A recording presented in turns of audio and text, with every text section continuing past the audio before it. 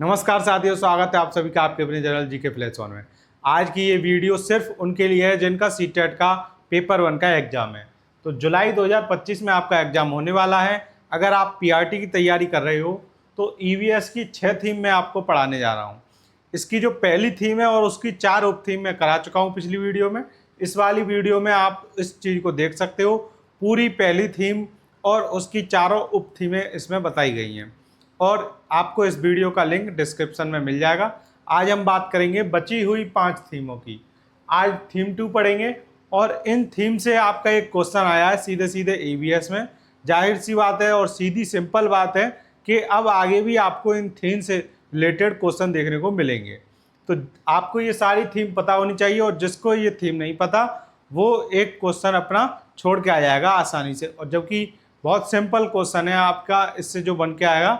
तो आज हम पढ़ेंगे थीम 2, 3, 4, 5, 6। तो देखते हैं सबसे पहले थीम 2। तो थीम 2 का नाम है भोजन। अब भोजन के अंदर जो जो जानकारी है वो आपको पता होना चाहिए और ईवीएस में इससे रिलेटेड पाठ के नाम आपको पता होने चाहिए।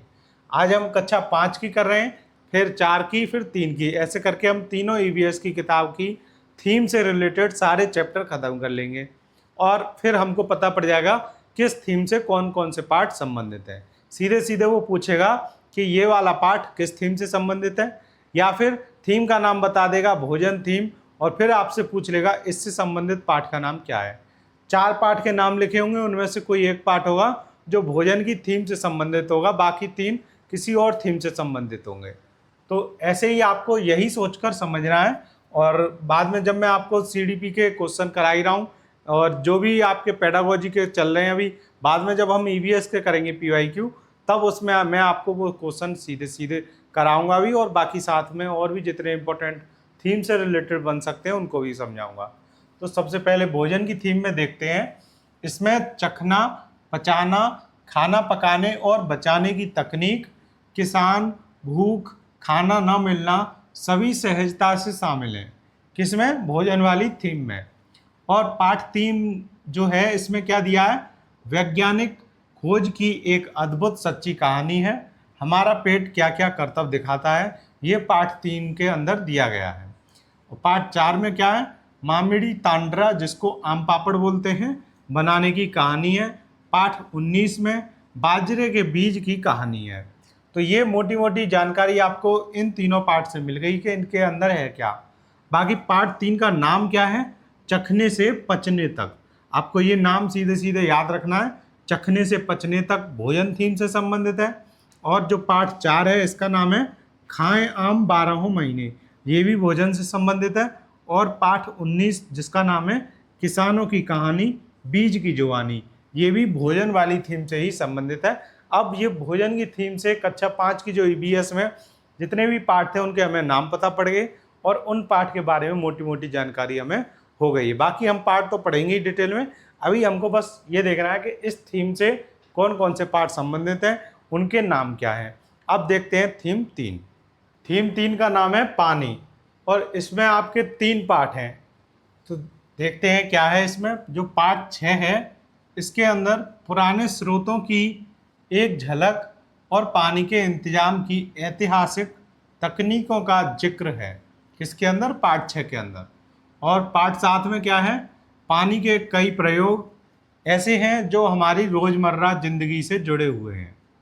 पाठ 8 में आसपास इकट्ठा पानी, गंदगी, मच्छर, मलेरिया और खून टेस्ट में क्या रिश्ता है, मतलब क्या संबंध है, इसकी समझ बनाने के लिए बच्चों की असल बातचीत का इस्तेमाल किया गया है। जो बच्चों की खुद की बातचीत होती है, जिस भाषा में बच्चे बात करते हैं, उसका इस्तेमाल किया गया है पाठ 8 के अंदर।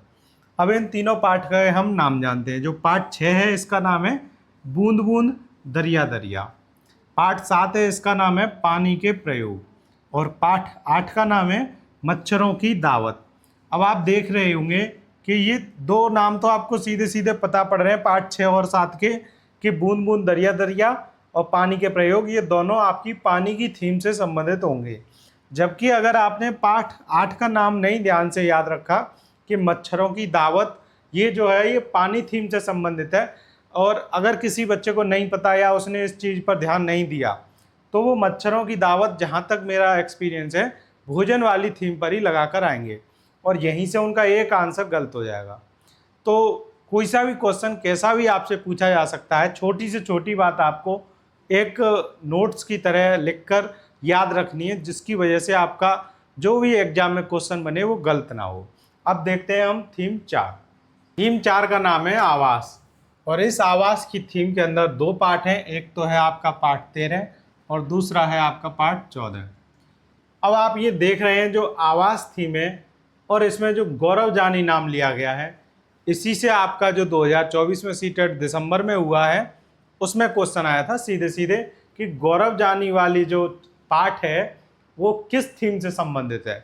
तो इसका सीधे सीधे आपका आंसर था आवास, जबकि इसके बारे में कोई जानकारी नहीं थी किसी भी बच्चे को, और उसने ना तो कभी ईवीएस में ऐसी क्वेश्चन देखे और ना कभी ऐसे क्वेश्चन आए थे। तो इस वजह से क्या हुआ कि ये वाला क्वेश्चन मैक्सिमम 90% स्टूडेंट्स का गलत हुआ। तो इसीलिए मैं आपको ये सारे क्वेश्चन, इस तरीके की चीज़ें बता रहा हूँ जिसकी वजह से आपके आगे आने वाले ऐसे क्वेश्चन बिल्कुल भी गलत ना हो। और एक पत्थर से टकराना अचानक से नए रास्ते में आपके लिए कोई बड़ी बात नहीं है, लेकिन उसी पत्थर से बार बार टकराना, आप रोज़ाना वहाँ से जा रहे हो फिर भी उस पत्थर से टकरा रहे हो, आपको पता है कि इस जगह यहाँ पर एक पत्थर आने वाला है फिर भी उससे टकराना, ये सबसे बड़ी मूर्खता होगी। तो ऐसे ही अब अगर आपको पता पड़ गया है कि ऐसे क्वेश्चन आ रहे हैं और अब भी आप इनको ना पढ़ें, इन थीम के बारे में ना जानें, तो ये आपके लिए एक बहुत बड़ा गलत कदम होगा।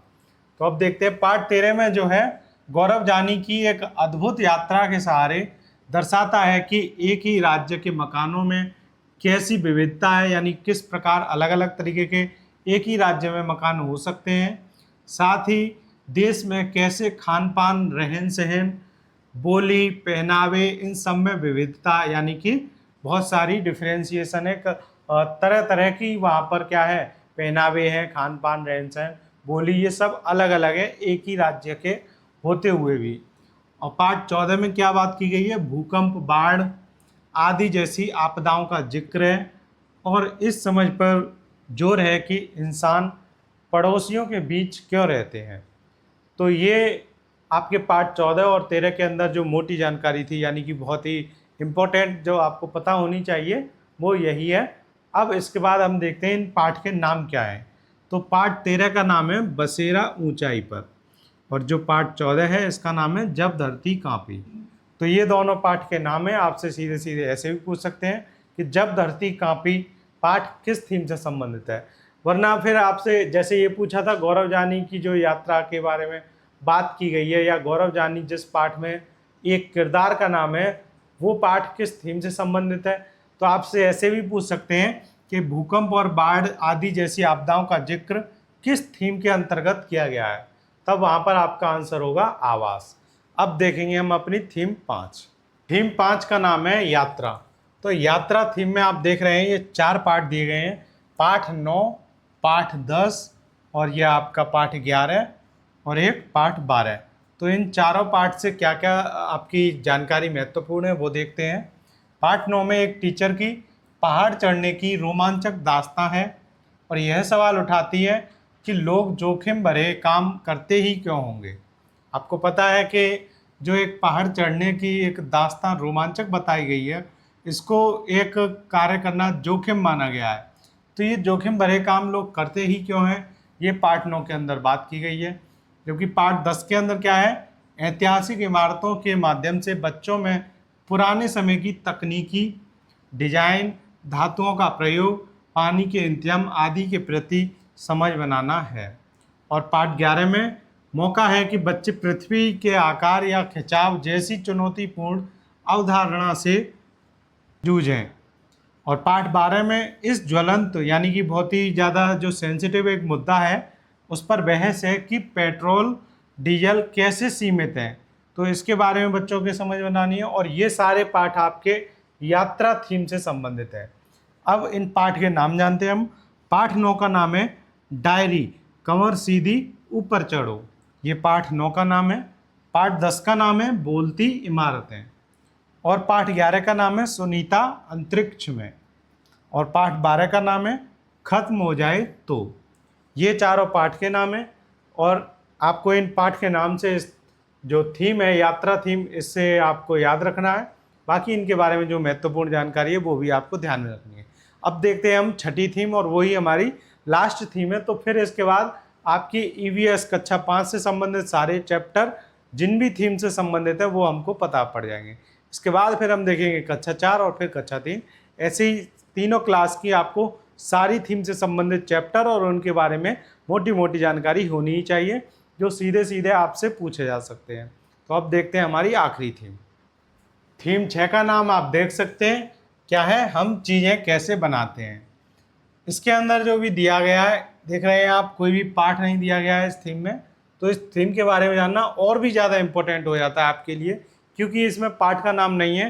तो आपसे ऐसे भी पूछ सकते हैं कि ऐसी कौन सी थीम है पर्यावरण में जिसके अंतर्गत कोई भी पाठ नहीं दिया गया है। तो ये कक्षा 5 की है, तो वो कक्षा 5 की ईवीएस बोल सकता है।